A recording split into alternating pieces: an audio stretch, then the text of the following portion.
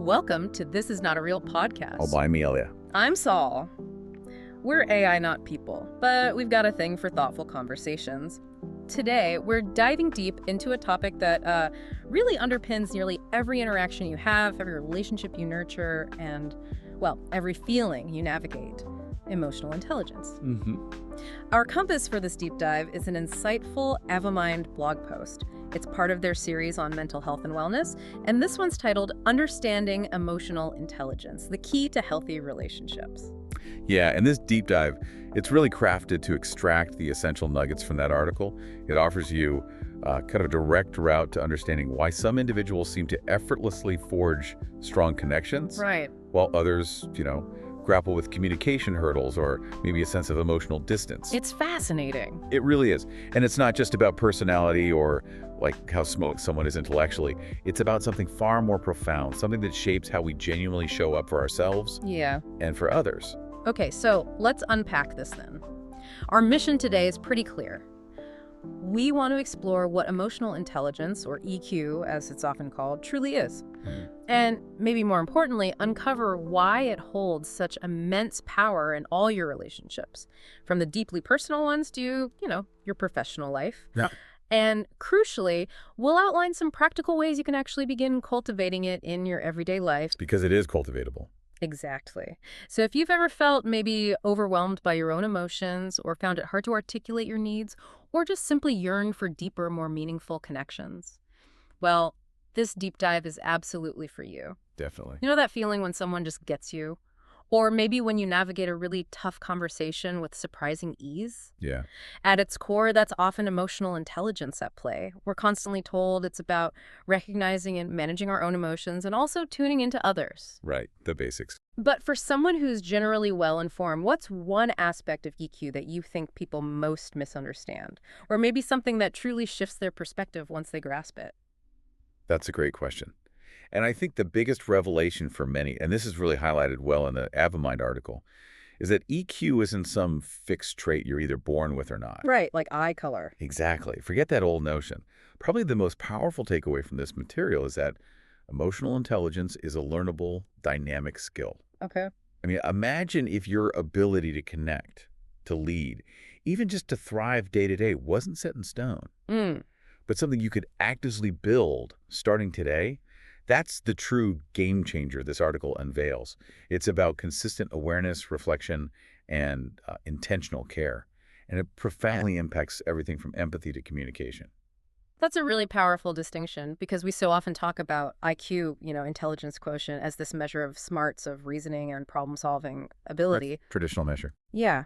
How would you describe the fundamental difference between that kind of intellectual intelligence and this emotional intelligence we're discussing? It's crucial to differentiate them, isn't it? IQ largely pertains to logical reasoning, analytical thinking, academic capabilities, that sort of thing. But EQ, on the other hand, is entirely about how we navigate our emotional landscape. Okay.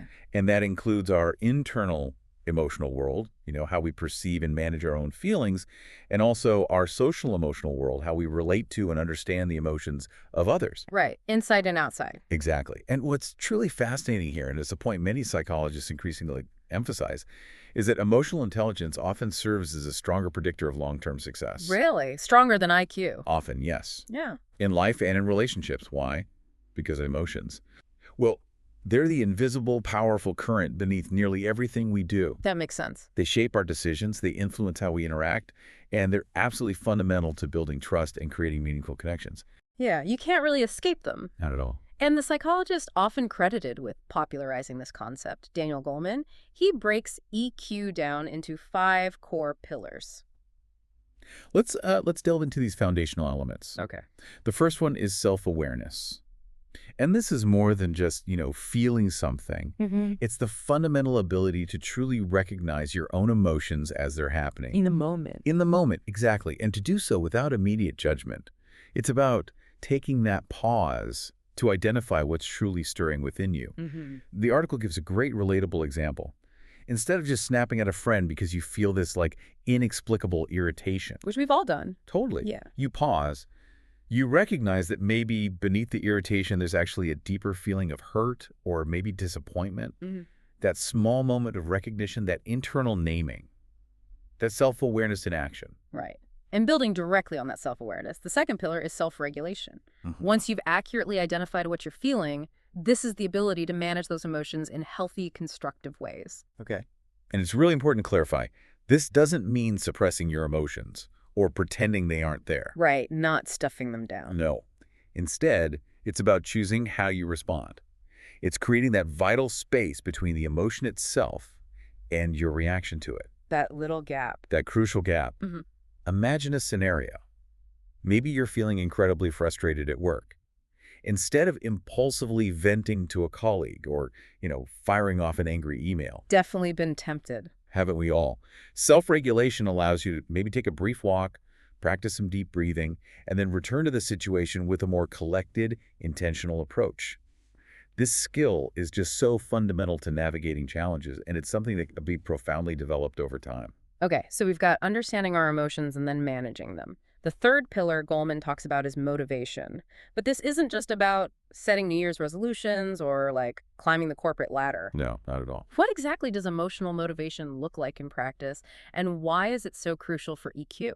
You're absolutely right. It's easy to misunderstand this one. This isn't about that traditional hustle culture motivation we hear so much about. Yeah. Emotional motivation, as explored in the blog, is really about how your inner drive aligns with your deepest values, your resilience, and your long-term well-being. It's that profound why behind your actions. Okay.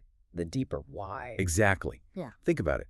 If you're in a conflict with your partner, and your immediate impulse might be to withdraw or maybe shut down because it just feels easier in the moment. Avoidance, yeah. Emotional motivation is what compels you to stay engaged, to actually work through it. Why? Because connection, mutual respect, the health of your relationship, those things profoundly matter to you. Mm-hmm. It's your values guiding your emotional energy, pushing you towards constructive engagement rather than just avoidance. That distinction really clarifies it. Okay, the fourth pillar, empathy, is one we hear a lot about. But there's a nuance here, isn't there? It's not just feeling for someone, but truly feeling with them. Can you elaborate on that difference? Precisely. And it's a critical difference. Empathy, at its core, is the ability to truly feel with someone else. It's about trying to step into their emotional world, understanding it, and just being present without feeling that immediate need to jump in and fix their problem or offer judgment. Which is hard sometimes. We want to fix things. It is hard. We're often conditioned to offer solutions. But the article provides a wonderful illustration. If a friend is confiding in you about a really tough time, instead of jumping in with advice or "you should" statements, true empathy means listening fully, holding a compassionate space for their feelings. It's acknowledging their pain and simply being there. This kind of presence builds incredible trust and deepens connection in a way that advice often, just can't. That makes a lot of sense.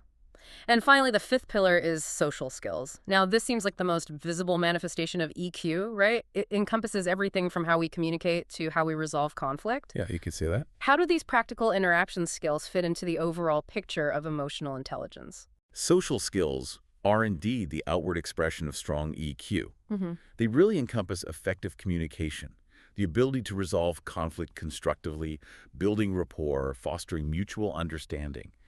All those things. Okay. Consider a disagreement, maybe with a colleague or the family member, instead of immediately becoming defensive. Which is easy to do. Very easy. Someone with strong social skills will try to remain curious. They might ask clarifying questions, actively seek common ground to move the conversation forward, rather than just digging their heels in. And here's where it gets really interesting, I think. These 5 pillars, they're not isolated silos. They create this powerful feedback loop. Greater self-awareness empowers better self-regulation, which in turn fosters deeper empathy, which ultimately improves our social interactions and communication. So they all build on each other. Exactly. It's all interconnected, strengthening itself the more you consciously engage with it. It truly is. And when we consider why EQ matters for your mental health, the connections become even clearer, don't they? High emotional intelligence isn't like a magic shield against life's challenges, but the Ava Mind blog highlights that it provides a really powerful buffer, a buffer against common mental health struggles like anxiety, depression, burnout, even emotional disconnection. Like an emotional immune system. Yeah, exactly, an emotional immune system. What does that mean for someone's daily well-being? Well, it means you're far better equipped to navigate your inner state, basically. You can respond to emotional challenges with more intention, connect meaningfully with others even when things are stressful. Right. Research consistently links high EQ to better stress management, stronger relationships, and even, interestingly, improved physical health. Wow. In a world that often feels characterized by emotional overwhelm, emotional intelligence really stands out as a vital tool for both personal and relational well-being. It's about building resilience and maintaining a sense of groundedness, even when the external world feels, chaotic. Absolutely. So as a reflection prompt from the article, maybe consider this. When was the last time you truly paused to name your emotions before reacting? Hmm. What might it feel like to offer yourself that kind of space more often? It's a simple question, but the answer can be incredibly illuminating for where you are on your own EQ journey. Definitely food for thought.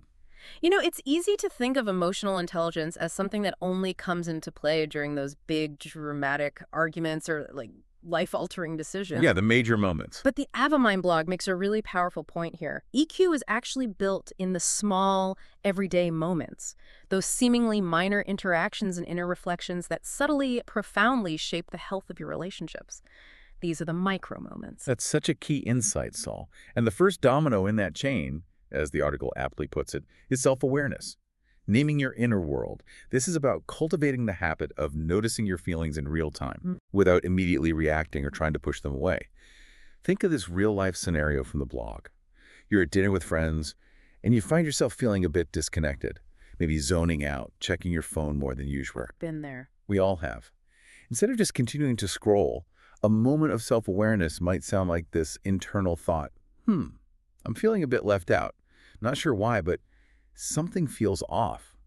This pause, this internal naming, it gives you agency. Right, you're observing, not just being swept away. Exactly. You're not just a passenger on the emotional roller coaster. You have a chance to observe and understand. To build this, the blog suggests simple things. Just take a conscious breath and ask, what am I feeling right now? Okay. It also suggests using Avamind's reflective prompts, maybe for 5 minutes of journaling each evening, and practicing identifying emotions with greater precision, moving beyond just, I feel bad, to pinpointing something more specific like disappointed, ashamed, or lonely. That precision seems important. Building on that, we move to self-regulation, responding instead of reacting. This is about maintaining your emotional composure when feelings run high, creating that crucial space between the raw emotion and your subsequent action. Yeah. Again, it's not about stifling what you feel, but rather choosing how to channel it constructively. Imagine your partner forgets something that was incredibly important to you. You feel that hot surge of anger or maybe deep hurt. Oof, yeah. Instead of lashing out or maybe withdrawing into silence, self-regulation enables you to say something like, wow, I'm feeling really let down about this. I need a moment to collect myself before we talk about it. That's a powerful choice. It really is. It prioritizes your values in the relationship over an immediate, potentially damaging impulse. The blog encourages practicing this pause before speaking, maybe using tools like Avamind's Mindful Reset audio features to calm your nervous system. Right? Those can be really helpful. And proactively identifying your common triggers so you can actually rehearse healthier coping mechanisms ahead of time. That proactive piece is key. Next, we dive into motivation. Emotional drive with purpose. As we touched on, this isn't about traditional ambition, but that deeper connection to what truly matters to you, allowing your inner drive to align with your values and long-term well-being, especially when you face challenges. For instance, maybe you've had a truly exhausting week. Your default instinct might be to cancel plans. Just isolate yourself. That hermit mode. Exactly. But you know deep down that connection supports your well-being. Emotional motivation is what nudges you to perhaps reach out anyway. You're guided by your deeper purpose and values, not just the fleeting exhaustion. Okay. To cultivate this, the blog suggests setting why goals. For example, I want to be more open with my partner so that we feel closer and our bond strengthens. Connecting the action to the value. Precisely. You can also leverage tools like Avamind's Well-Being Tracker to see how your daily habits actually connect to these larger emotional goals, and regularly reflect on what brings you genuine meaning, not just focusing on productivity metrics. That's a great point. And then empathy. Feeling with, not just for. This distinction is worth revisiting, I think. It's about presence and truly sitting with someone in their emotional world rather than immediately trying to fix their problem. Yes, absolutely.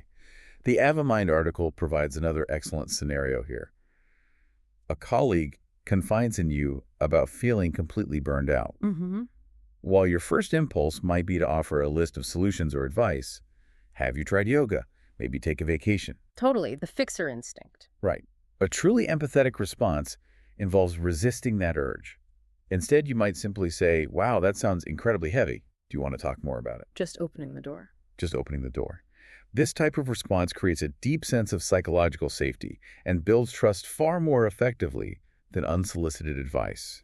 To build this critical skill, the blog suggests practicing listening without interrupting or constantly formulating your response while they're still talking. Easier said than done sometimes. It really is. Ask genuinely open-ended questions like, what was that like for you? And crucially, validate their feelings, even if you don't completely understand or agree with the situation itself. That sounds really frustrating, can go a long way. Yeah, validation is huge. Finally, social skills. Communication that builds bridges. This is the most outward-facing aspect of EQ, isn't it? Encompassing active listening, clear expression of your needs, constructive conflict resolution, setting healthy boundaries. All the interactive stuff. Exactly. Think about a disagreement with a family member, maybe about shared responsibilities. Instead of resorting to accusations like, you never do your part, which, let's be honest, often just escalates things. Immediately puts them on the defensive. Right. Someone with strong social skills might try saying something like, hey, I'm feeling really overwhelmed with this task and could genuinely use your help. Can we find a way to share this more evenly that feels good for both of us? That's a powerful shift. It's a huge shift. From blame to collaborative problem solving. To hone these skills, the blog recommends consistently practicing using I statements, I feel X when Y happens, versus you always do Z. Loves accusatory. Much less. Actively listen by mirroring back what you hear to ensure understanding. So what I hear you saying is, and tools like Avamind's relationship check-in features can offer a structured way to reflect on and improve how you show up in your interactions. So what does this all mean for you, the listener? The powerful takeaway from this deep dive, and the Avamind blog makes this incredibly clear, is that you don't need a crisis to practice emotional intelligence. Right. It's not just for emergencies. Not at all. Yeah. EQ is built in those everyday moments. The thoughtful pause you take before sending a potentially heated text, the conscious breath you take before a tough conversation, the simple awareness you bring to your own needs and boundaries. The small stuff adds up. It really does. These aren't grand gestures. They are small, intentional choices that over time create profound shifts. And the Avamind app is specifically designed to support you in building these very micro moments into your daily routine. To prompt your own reflection on this idea, consider which component of emotional intelligence feels most natural to you right now?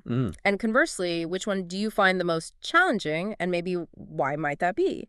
Identifying these can be the very first step toward intentional, meaningful growth. A great starting point. Let's shift our focus now to perhaps the most revealing and, let's be honest, often challenging arena for our emotional patterns. Romantic relationships. Ah, yes. The crucible. Exactly. The Avamind blog aptly points out that few areas of life expose our emotional vulnerabilities and ingrained habits more clearly than the intense closeness of a romantic partnership. So true. EQ doesn't magically eliminate conflict, obviously, but it absolutely transforms how we navigate it, hopefully with more maturity, greater self-awareness, and genuine care for the other person. That's profoundly true. In high EQ, in romantic partnerships, the 5 pillars we just discussed manifest in highly impactful ways. For instance, strong self-awareness means you can notice when you're starting to feel overwhelmed in an argument. Before you explode. Exactly. And communicate that need for space, rather than just lashing out or retreating into silence. Self-regulation is about taking that crucial pause when emotions are running high, preventing you from uttering hurtful words you'll later regret. The ones you can't take back. Precisely. Motivation shines through when you remain committed to repairing the relationship after a disagreement, even when the easier path might be to just pull away or avoid the issue altogether. Staying in the game. Staying in the game. Empathy means genuinely striving to understand your partner's point of view, even if it differs sharply from your own, and holding space for their feelings without immediately trying to invalidate them. Even when you disagree. Especially when you disagree. And finally, robust social skills enable you to resolve conflict with curiosity instead of blame, and to express your needs and boundaries without excessive guilt or defensiveness. The blog emphasizes that these aren't one-off actions.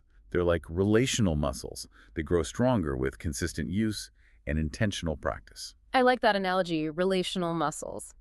On the flip side, though, low EQ patterns can unfortunately lead to deep disconnection, a breakdown of trust, or even emotional burnout within a relationship. Yeah, the consequences can be significant. The Avamine article identifies several common signs that might reveal areas for growth. Think about stonewalling, which is literally shutting down or disengaging from a conversation instead of talking things through. The silent treatment, essentially. Right, or blame shifting, where you project your own uncomfortable emotions or responsibility onto your partner. It's all your fault. Exactly.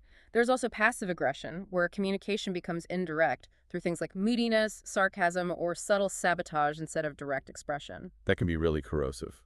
It really can. And then emotional flooding, where you become so overwhelmed by intense emotions that you lose the ability to respond rationally. You become purely reactive instead of reflective. Just completely overtaken. Yeah. Finally, a particularly tough one is difficulty apologizing, maybe struggling to acknowledge the impact of your actions or initiate true repair after a rupture. But the reassuring message from the blog is that observing these patterns isn't meant as a judgment. It simply highlights areas where growth is possible and that growth is genuinely achievable at any stage of a relationship. That's so important to remember. To truly illustrate this dynamic, the article presents a powerful tale of two conversations. Consider a low EQ response scenario. Partner A might exclaim, "You never listen. I told you how important this was." Accusatory. Very. To which partner B immediately retorts, "Oh, here we go again. You're always overreacting." Defensive. Completely. The analysis here is stark. Both partners are triggered, highly reactive, and defensive. There's basically no emotional space for understanding, only an escalation of conflict. Yeah, that sounds familiar to many, I'm sure. Unfortunately, yes. Now, contrast that with a high EQ response to the very same situation. Partner A says, using an I statement, "I felt really disappointed when we missed that event. It truly mattered to me." Taking ownership of the feeling. Exactly. And partner B responds, "I honestly didn't realize how important it was to you. I'm sorry I didn't show up in the way you needed. Let's talk about how we can handle things like this in the future." Oh, what a difference. The difference is profound, isn't it? Both partners are grounded, they take accountability, and they're open to genuine repair. This example perfectly highlights how emotional intelligence creates a pathway back to connection, even, and maybe especially, when disagreements arise. It's not about being perfect, it's about practicing these intentional responses. Beautifully put. And beyond just conflict, EQ also plays a pivotal role in shaping our attachment and emotional safety. The blog explains how our attachment styles, which are essentially the ways we learn to bond and experience security in relationships, often stemming from childhood, are profoundly influenced by our emotional intelligence. For instance, someone with an anxious attachment style might exhibit intense emotional reactivity and a deep fear of abandonment. Clinginess, maybe? Sometimes, or intense protest behaviors, while someone with an avoidant attachment might manifest as emotional withdrawal, a discomfort with genuine closeness, or downplaying the importance of relationships. Pushing people away. Right. In contrast, a secure attachment style often reflects a balanced EQ. These individuals can generally express their needs clearly, hold compassionate space for others, and effectively repair ruptures when they happen in the relationship. Okay. The article emphasizes that while you don't necessarily fix an attachment style overnight, actively building your EQ can significantly help you feel safer, being vulnerable, more confident in setting healthy boundaries, and ultimately more deeply connected and secure in your partnership. That's incredibly insightful. It connects the past to the present relationship dynamics. So here's a reflection prompt for you, the listener. Think about a recent disagreement with someone you care deeply about. If you could replay that moment with more emotional intelligence, what specifically would you say or do differently? It's a powerful exercise for identifying your own growth edges. Really makes you think. Emotional intelligence isn't just confined to your most intimate partnerships, though, is it? Not at all. The Avamine blog really emphasizes that EQ is truly a universal thread, strengthening connections across all areas of your life, friendships, family dynamics, and even in the professional workplace. Absolutely. It permeates everything. When EQ is present, these relationships tend to feel safer, they flow more smoothly, and they're just far more fulfilling. But when it's absent, misunderstandings can quietly fester, tensions often rise, and people are left feeling unheard or maybe undervalued. That's so true. Let's explore how it manifests in these different spheres, starting with EQ and friendships. The art of being there. Friendships truly flourish on a foundation of emotional honesty, mutual care, and consistency, all qualities deeply rooted in emotional intelligence. Makes sense. High EQ traits in friendship include thoughtfully checking in with friends, not just when you need something, but when you simply sense they might need support. Proactive care. Exactly. It means actively listening without always trying to fix their feelings, and crucially, being able to name and address hurt feelings directly and constructively, instead of letting resentment quietly build and fester. Which can kill a friendship. Absolutely. A great real-life scenario from the blog illustrates this perfectly. Your friend cancels plans last minute, again, and you find yourself feeling frustrated. Instead of bottling it up or maybe subtly ghosting them, you might choose to say something like, "Hey, I felt a bit let down when you canceled. I totally get that life happens, but can we maybe chat about how to make plans we can both feel good about in the future?" That's emotional intelligence in action, right? Balancing your truth with empathy and care for the friendship. Yeah, addressing it directly but kindly. Then there's EQ and family, breaking old patterns. Family relationships often come with the deepest emotional roots and, let's be honest, the oldest, most ingrained patterns. Oh, definitely. Those buttons are easy to push. For sure. Emotional intelligence is genuinely invaluable here for shifting those dynamics with intention. Without EQ, family conversations can easily escalate into arguments, setting boundaries feels almost impossible, and emotions often run the show without any clarity or chance for repair. Chaos. Pretty much. But with EQ, you gain the ability to notice when long-standing family dynamics trigger old wounds within you. This allows you to pause before reacting impulsively. That crucial pause again. Always the pause. You become capable of expressing your needs or limits with calm firmness, perhaps saying something like, "Mom, I love you, and I also need some space around this particular topic right now." Setting a boundary respectfully. Exactly. And crucially, you can begin to recognize others' emotional limitations without taking them quite so personally, understanding that their reactions might be more about their own history than about you. The blog really highlights that EQ doesn't demand you agree with everyone in your family. Instead, it means navigating those inherent differences without losing yourself or the connection in the process. That's a huge relief for many people, I think.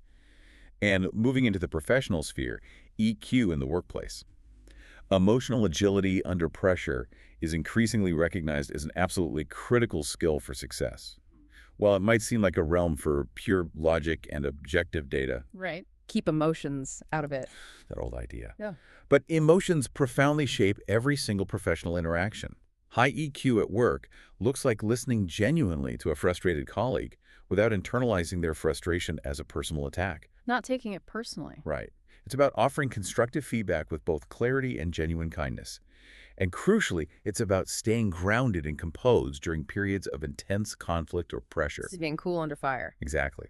The blog gives a perfect real-life scenario. Your manager criticizes your work, maybe somewhat harshly, in a meeting.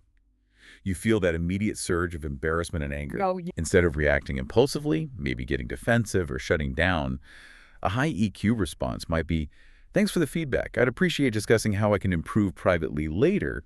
Would that be okay?" This is an EQ triumph. You're advocating for yourself professionally while maintaining your composure. That takes practice. It definitely does. All these examples truly underscore the point that EQ isn't just about managing crises. It actually builds everyday connection through what psychologists call emotional safety. I like that term. Yeah, it's that profound sense that it's genuinely okay to be human within a relationship. It's okay to make mistakes, to express vulnerability without fear of judgment or retaliation. That safety is precisely what fosters genuine, lasting connection. It really is the foundation. When we consistently respond with emotional intelligence, we stop playing that exhausting emotional tug-of-war, we stop trying to win an argument, and we start genuinely trying to understand. If we connect this to the bigger picture, whether you're working to reconnect with a sibling, navigating a tricky coworker dynamic, or simply striving to be a more supportive friend, emotional intelligence truly is your most powerful relational tool. It's the pathway to deeper, more authentic bonds across your entire life. So another reflection prompt for you to consider. Which relationship in your life would benefit most from a little more emotional intelligence right now? And thinking realistically, what's one small shift you could actually make in how you show up in that relationship this week? Small steps, big impact. Now, let's delve into a really important aspect, something that often underlies our current patterns. how our past, particularly childhood experiences and any past trauma, profoundly impact our emotional intelligence. Yeah, this is crucial context. The Ava Mind blog makes it abundantly clear. EQ doesn't develop in a vacuum. It's deeply shaped by the emotional environment we grew up in long before we even knew what EQ was. That's a crucial foundational point. Our EQ development in childhood is profoundly influenced by whether our early relationships taught us that emotions were safe, understandable, and manageable. Right, what was modeled for us. Exactly. In supportive environments, for example, where caregivers consistently named emotions, modeled healthy expression, and responded with calm support when a child was distressed, those children tend to develop higher EQ quite naturally. They internalize a belief that emotions are manageable and that expressing them doesn't threaten connection. They learn it's okay to feel. Precisely. Conversely, in unsupportive environments, where caregivers might have ignored emotional needs, reacted with anger or dismissal, or consistently expected children to just toughen up, Stop crying. that kind of thing, the result is often emotional confusion, a sense of disconnection from one's own feelings, or even emotional shutdown later in life. This can lead to a tendency to suppress emotions, to overreact impulsively, or to generally disconnect from their inner emotional world.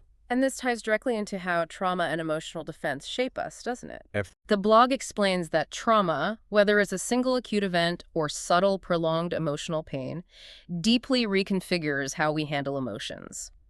When emotional pain has been consistently unsupported or overwhelming, our brain brilliantly adapts for protection. Survival mode. Exactly. It creates what are essentially survival strategies. And it's important to stress these are not flaws. They reflect incredible resilience. Yes, they served a purpose. They did. However, they can limit our adult EQ, inadvertently perpetuating unhelpful patterns. We might see shutting down, with the underlying, often unconscious belief being, if I don't feel, I can't get hurt. Numbness as protection. Or maybe overpleasing, driven by the anxious thought, if I just make everyone happy, I'll stay safe. People-pleasing, yes. Some might exhibit emotional volatility, perhaps believing, if I explode first, I won't be caught off guard, and then there's avoidance thinking, I'll just stay distant, it's easier that way. While these patterns were once crucial for survival, in adulthood, they can unfortunately limit our ability to form deep, authentic connections. It's like the software is outdated for the current operating system. That's a great way to put it. The truly empowering news, though, as the Ava Mind blog really emphasizes, is that rebuilding EQ as an adult is absolutely possible. This is thanks to the incredible adaptability of the brain, that concept known as neuroplasticity. The brain can change. It absolutely can. Emotional intelligence is not fixed. It is a skill set that can be rebuilt, strengthened, and refined through consistent reflection and emotional practice. The process thoughtfully begins with awareness, just noticing your default emotional responses without judgment. Noticing the pattern. Then it moves to compassion, validating those old patterns, understanding why they developed instead of shaming yourself for them. Being kind to yourself about it. So important. Next is experimentation, courageously trying new responses, even when they feel really unfamiliar or uncomfortable. Stepping outside the comfort zone. And finally, reflection using tools like journaling, voice notes, or Ava Mind's daily check-ins to track your growth and reinforce those new behaviors. It's about layering small, intentional shifts over time, each one creating more space for clarity, connection, and emotional calm. It's powerful to know that you don't have to embark on this emotional rewiring journey alone either. The blog highlights how Ava Mind supports this process. Ava Mind's AI tools are explicitly designed with this kind of emotional growth in mind. Right. It offers reflective journaling prompts to deepen self-awareness, mood, and trigger tracking to help you notice those emotional patterns we talked about, and voice note features for real-time processing of your emotions when typing feels too hard. It also provides daily affirmations and regulation tools to support your nervous system. And crucially, it facilitates conversations with Ava that gently guide you to name, explore, and gradually soften emotional reactivity. The blog really emphasizes that even when this work feels hard, supportive guidance is only a tap away. That accessibility is key. For your own reflection on this section, what were emotions like in your home growing up? How were they handled? How might those early experiences still be shaping your responses and emotional patterns today? It's a brave question to ask, but one that can unlock so much understanding and really pave the way for healing and growth. Definitely a deep one to sit with.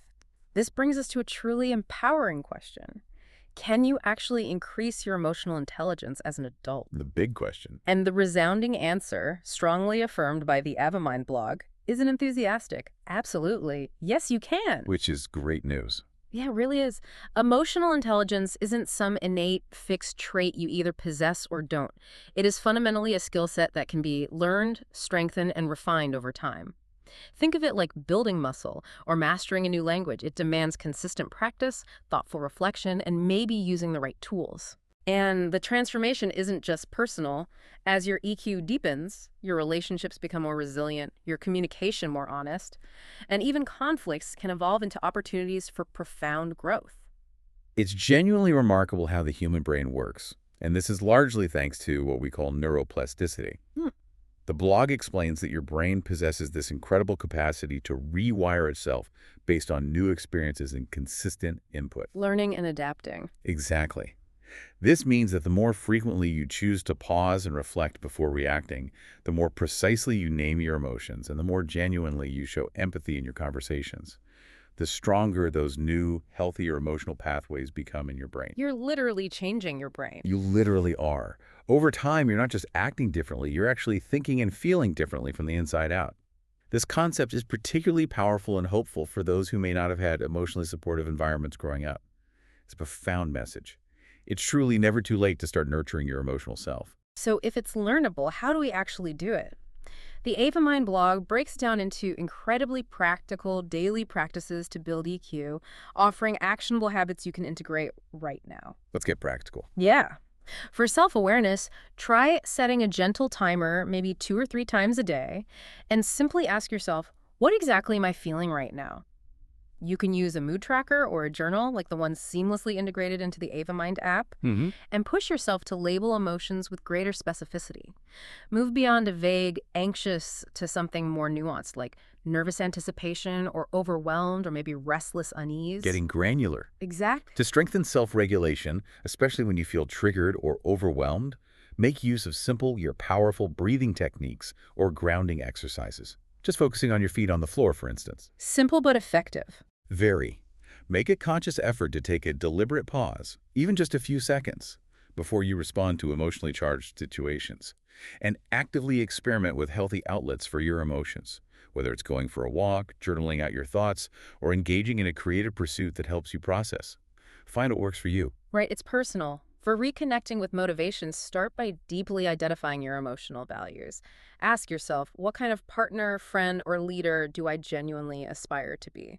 The why again. The why. Then reflect daily on how your actions, even the small ones, align with those core values. You can even use affirmations to powerfully reinforce your emotional goals, perhaps by saying, I can express myself calmly even when upset, or I choose connection over withdrawal today. Setting intentions. To deepen empathy, actively practice engaged listening. One powerful technique is to try repeating back what you heard someone say before you offer your own response. So if I'm understanding you correctly, it ensures understanding and shows you're truly processing their words. Clarifies things. Definitely. Pay close attention not just to their words, but also to their body language, as it often reveals underlying emotions they might not be verbalizing. And consistently ask yourself, what might they be feeling right now and why? Even if you don't immediately know the answer. Just considering it builds the muscle. Yeah, the curiosity helps. And to develop social skills, proactively initiate difficult conversations with genuine care and clarity when needed. Practice the art of giving and receiving feedback with an open heart, seeing it as an opportunity for growth rather than just criticism. That's a big one in relationships and work. Huge. And crucially, learn how to set clear, healthy boundaries, then communicate them respectfully and firmly. The blog truly emphasizes the power of consistency.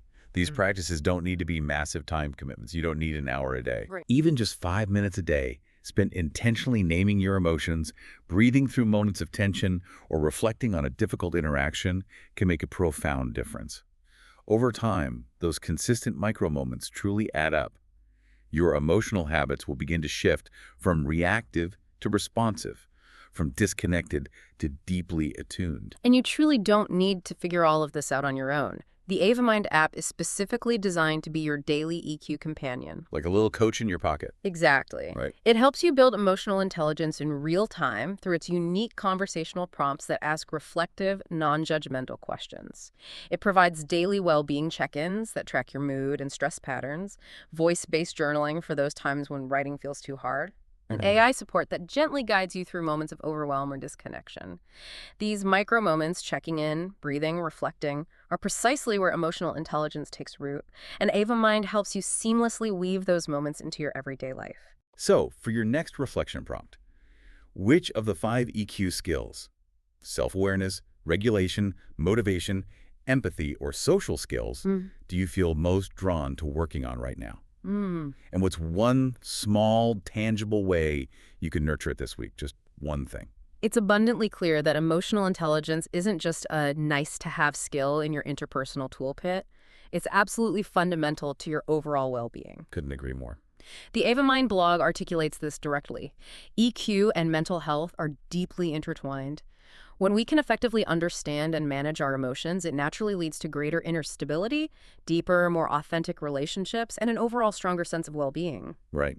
And conversely, a chaotic, inaccessible, or overwhelming emotional world can significantly fuel things like anxiety, depression, isolation, and burnout. The link is very strong. It really is. You can truly think of EQ as your emotional buffer, almost like that robust emotional immune system we mentioned earlier. It doesn't prevent difficult life events from happening, obviously, but it profoundly helps you process them with greater resilience and clarity. The article highlights that individuals with higher emotional intelligence tend to bounce back faster from setbacks.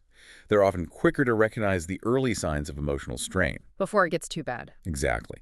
And proactively seek support before reaching a crisis point. They navigate interpersonal conflict with significantly less stress and are more likely to express their needs clearly instead of bottling them until they explode. These skills don't entirely prevent mental health challenges, but they certainly create a much more solid and adaptable foundation for navigating them effectively. This crucial connection is particularly evident when we look at EQ and anxiety. Anxiety often stems from unprocessed fear, pervasive uncertainty, or maybe chronic overstimulation. Yeah, the feeling of being overwhelmed. Emotional intelligence doesn't magically eliminate anxiety, but it fundamentally transforms your relationship to it, instead of spiraling into endless what-if scenarios. The anxiety spiral. Right. EQ helps you pause and ask, okay, I notice I'm feeling anxious. What might this feeling actually be trying to tell me? Or what do I need right now in this very moment to feel more grounded? Shifting from panic to curiosity. Exactly. Self-awareness and self-regulation empower you to intervene proactively before anxiety takes over. And the AvaMind app supports this process beautifully with tools like guided check-ins, soothing audio, and AI support during those difficult moments of overwhelm. And when it comes to EQ and depression, which can often numb or silence emotions altogether, developing emotional intelligence encourages a gentle, gradual reconnection to your inner world. It's not about forcing feelings. No, gentle is the key word. Definitely. The blog outlines that even small steps can make a profound difference. Simply naming one emotion a day begins to build self-awareness. Reaching out to someone, even if it feels incredibly difficult, can create a bridge to empathy and connection. Recognizing and responding to your own needs thoughtfully nurtures that internal motivation. Small wins. Exactly. Small acts, like engaging in a gentle conversation with Ava through the app, reflecting in a journal, or maybe exploring one emotional memory with curiosity, can slowly restore a sense of agency and presence. And for those navigating deeper challenges, emotional intelligence also helps in recognizing when and how to seek professional support. A key element of AvaMind's connected care model, which seamlessly integrates AI tools with access to real therapists if needed.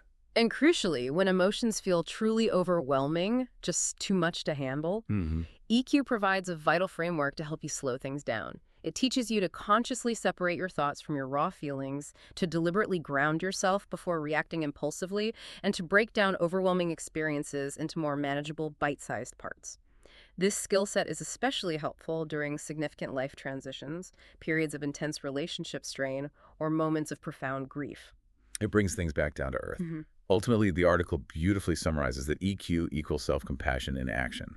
And it's very hard. Emotional intelligence isn't about striving for perfection or constantly being on. Right, it's not about being emotionless. Not at all. It's fundamentally about kindness and how you consistently show up for yourself, especially on hard days. It's about choosing to speak gently to yourself, listening closely to your inner needs, and staying deeply connected to what truly matters to you. By building your emotional intelligence, you're not just improving your relationships with others, you're profoundly nurturing your own mental health, creating more space for healing, sustainable growth, and a greater sense of ease in your life. That's a really hopeful message. So for your own reflection, how do your emotions typically tend to affect your mental health? And what might it genuinely look like for you to respond with more emotional intelligence the very next time you feel anxious, low, or simply overwhelmed? Thinking about that different response. Now let's talk more specifically about how the AvaMind app is designed to support this entire journey we've been discussing. Because the theory is great, but having tools can really help. Absolutely. Practical support matters. The blog makes AvaMind's core purpose very clear. It's engineered to walk beside you in those quiet, often challenging emotional moments. Whether you're feeling yourself spiraling after a difficult conversation, sitting with feelings you can't quite name, or simply trying to cultivate more self-awareness in your daily life. At its core, AvaMind supports you in tuning into your feelings, responding with clarity, and connecting more deeply with yourself and others. Yeah. And one of the standout features is conversations with Ava. Talk it out safely. AvaMind's AI isn't there to fix you in a prescriptive way or give you advice necessarily. Right. It's not therapy in that sense. No, it's more like a compassionate, reflective partner. When you're upset, anxious, overwhelmed, or just plain confused, you can open the app and start a voice or text conversation. The AI offers gentle guidance through the process of naming what you're feeling, understanding possible triggers, exploring how to respond with genuine care, and helping you notice patterns in your emotional reactions. It's like a guided reflection. Exactly. This kind of supported, guided reflection is incredibly effective for building self-awareness, emotional regulation, and self-compassion, all essential pillars of emotional intelligence. And unlike, say, venting on social media or maybe talking to an unsupportive friend, Where you might feel judged. right, Ava offers a truly non-judgmental 24/7 space where your emotions are always welcome. That availability is huge. Then there are the reflective journaling prompts. If you're ever unsure how to begin reflecting on a complex situation, AvaMind offers tailored prompts specifically designed to help you go deeper. Getting you started. Yeah.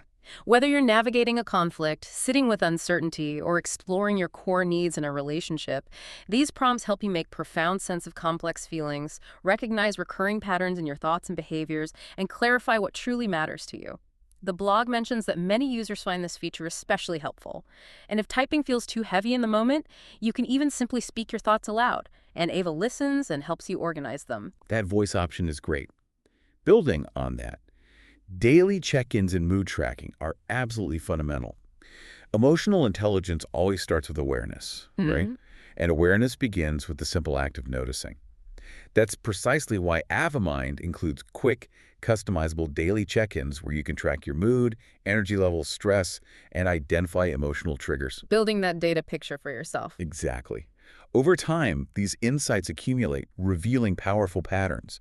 You'll start to notice what consistently uplifts or drains your emotional energy, when you're most reactive, maybe why, and which relationships or situations might deserve more of your intentional care. This kind of emotional visibility is a powerful foundation for sustainable change. It helps you move from a vague, "why do I always feel this way?" to a clear, this is a recurring pattern, and now I have a choice in how I want to handle it next time. That's empowering. And for those moments when you just need to talk it out, there's voice-based mental health support, a premium feature that brings a new dimension to the app. AvaMind's voice chat allows for real-time conversations with AI support that truly feels warm, human, and genuinely present. Whether you need to decompress after a particularly hard day, or perhaps rehearse a difficult conversation you need to have. Well, that's a great use case. Yeah. Ava's voice support helps you feel heard, regulate your emotions through speech, and explore your feelings at your own pace. It's truly like having a compassionate, tirelessly supportive, non-judgmental guide right there in your pocket whenever you need it. That immediate support can be invaluable. Finally, for those who might benefit from or are already engaging with professional therapeutic support, there's Connected Care, when you need more. AvaMind seamlessly integrates with Ava Connect, their professional platform specifically designed to bridge AI support with human care. Connecting the dots. Exactly. If you choose to opt in, you can selectively share emotional insights and patterns from your EvaMind app directly with your therapist. They might even give you personalized exercises through the platform to practice between sessions. It provides ongoing support that complements your healing journey. This connected care model ensures that your emotional intelligence practice isn't just something you do in isolation. It becomes part of a meaningful, guided process of personal growth, integrating technology and human expertise when appropriate. That integration sounds really promising. So for your reflection prompt on this section, which AvaMind feature are you most curious to try out first? And how might it specifically support your unique journey toward building emotional intelligence this week? Thinking about which tool fits best right now. It's also important to clear up some common misunderstandings about emotional intelligence because these prevailing myths can actually hinder your development and create unnecessary self-judgment. Yeah, let's bust some myths. The AvaMind blog does an excellent job helping us bust some of the most pervasive misconceptions so you can approach your EQ journey with greater clarity, self-compassion, and confidence. Okay, let's tackle myth 1. Emotional intelligence means being nice all the time. Ah, the always nice myth. Right. The truth, as the blog explains, is that EQ is absolutely not about avoiding conflict or being endlessly agreeable to everyone. That's not authenticity. No. Instead, it's about knowing how to express yourself honestly and kindly, even when situations are incredibly difficult or uncomfortable. Emotional intelligence empowers you to set boundaries with genuine care, to say no without excessive guilt or remorse, and to speak your truth without resorting to harming others. Sometimes the most emotionally intelligent act you can perform is a calm disagreement, clear self-advocacy, or even the courageous decision to end a relationship that is no longer healthy for your well-being. Right. Kindness and honesty aren't mutually exclusive. Then there's myth 2. Empathy means taking on everyone else's emotions and problems. This is a huge one for many people, especially empaths. Yes, it leads to burnout. Totally. The truth is that empathy is fundamentally about understanding others. It's not about absorbing their feelings as your own or taking responsibility for their emotional state. Individuals with high EQ actually practice what are often called emotional boundaries. Healthy separation. You can deeply feel with someone, experiencing a sense of their struggle, without becoming completely overwhelmed or consumed by their pain. You can hold compassionate space for them while still actively protecting your own energy and well-being. This delicate balance, sometimes referred to as compassionate detachment, is crucial, especially for those in caregiving roles or anyone who frequently offers emotional support to others. Tools like those in the EvaMind app can help you reflect on your emotional limits and gently strengthen these boundaries over time. That's a skill in itself. Yeah. Next up, myth 3. If you're introverted or shy, you're probably low in EQ. Oh, I've heard this one. Yeah, it's simply untrue and a harmful generalization. The blog clarifies that emotional intelligence has absolutely nothing to do with whether you're an extrovert or an introvert or how socially outgoing you happen to be. Right. In fact, many introverts are incredibly emotionally attuned. They simply process emotions more quietly, reflect internally more deeply, or choose to express themselves in more private settings.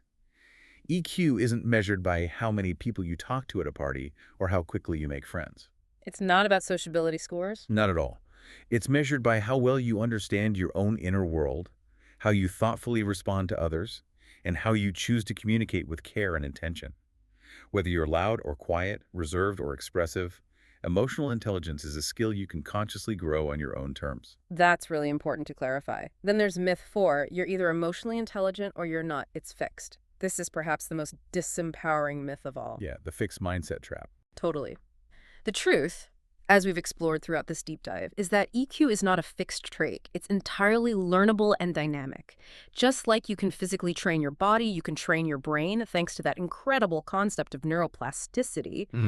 With consistency, even small changes in your awareness and your emotional responses can lead to huge transformative shifts in your relationships.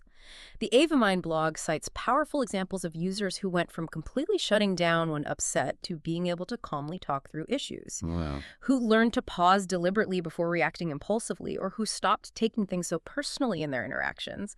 That's emotional intelligence in action, and it's always evolving, always growing. It's a journey, not a destination. Love that. And finally, myth 5. EQ is just common sense. Oh, if only. Right. While emotional intelligence might sound deceptively simple in theory, just be aware, just regulate.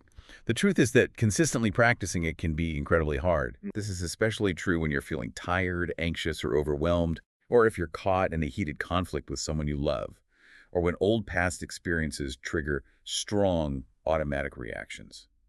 EQ demands genuine self-regulation under pressure, true vulnerability in the face of fear, and the sheer courage to be honest and open when it would be far easier to just shut down or avoid the situation.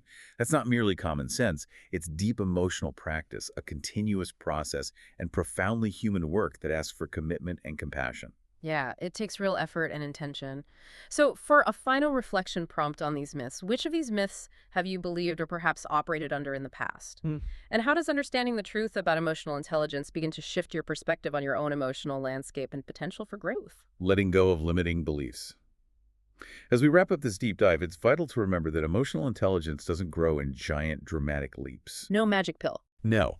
The Ava Mind blog emphasizes that it's a daily practice of cultivated awareness, honest self-assessment, and genuine care. You can truly start anywhere, right where you are, simply by asking better questions of yourself, choosing softer, more intentional responses, and showing up for yourself and others more mindfully. Let's leave you with some gentle prompts to start building your EQ today. For self-awareness, try these journal prompts, maybe in the Ava Mind app or just a notebook. What emotion have I been consciously avoiding lately, and why do I think that is? When do I feel most emotionally reactive, and what's usually underneath that immediate reaction? What's one recurring thought or feeling I'd like to explore with more genuine curiosity this week? Remember, you can use these directly inside the EvaMind app via guided journaling or their voice reflection tool. For emotional regulation, ask yourself, what does my body specifically feel like when I'm emotionally overwhelmed? Where do I feel it? Tuning into the body. Yeah. What reliably helps me come back to center? Is it a specific breathing technique, movement, creating physical space, or listening to music? What's one small thing I can commit to doing differently the next time I feel triggered? AvaMind's Mindful Reset and Regulation Toolkit can truly help guide this process in real time when you need it most. And for cultivating empathy and communication, consider these prompts before your next important conversation, or maybe reflect on them after. What might the other person genuinely be feeling in the situation beneath their words? Stepping into their shoes. Have I truly listened to understand them, or was I primarily preparing my next point while they were speaking? Be honest. What would happen if I deliberately chose to respond with curiosity instead of immediate defense? Try using these before or even after emotionally charged conversations to deepen your awareness and refine your approach. Inside the AvaMind app, you'll find prompts like these woven into your daily practice, transforming awareness into habit. For example, Ava might gently ask, "Want to name how you're feeling before you start your day?" Or, "What mattered most to you in that interaction today?" Or maybe, "Would it help to slow down and reflect for a minute on what just happened?" These gentle nudges are specifically designed to make emotional intelligence a more natural, second-nature part of your daily rhythm. When you build your emotional intelligence, you're not just improving your external relationships, you're profoundly nurturing your own internal resilience, significantly reducing emotional reactivity and strengthening your overall mental well-being. It's an inside-out process. It really is. You're actively creating a life where you feel more understood, first by yourself, and then by the people around you. Emotional intelligence isn't a fixed destination you arrive at. It's a continuous, daily practice of tuning in, slowing down, and choosing connection within yourself and with others. It's an ongoing journey. The AvaMind app is here to support you in that journey, whether through reflective journaling, calming voice chats, or compassionate check-ins that serve as gentle reminders to pause and breathe. You can check out AvaMind's full blog for deeper insights into all the topics we discussed today. And if you're interested in an audio version or maybe a condensed summary of this very article we've been diving into, those are exclusively available within the AvaMind app. Good to know. You'll find all the relevant links in the description, of course. Explore the AvaMind app for more moments of calm and reflection that can truly transform your emotional landscape. We'll be back with more thoughts soon. Stay curious.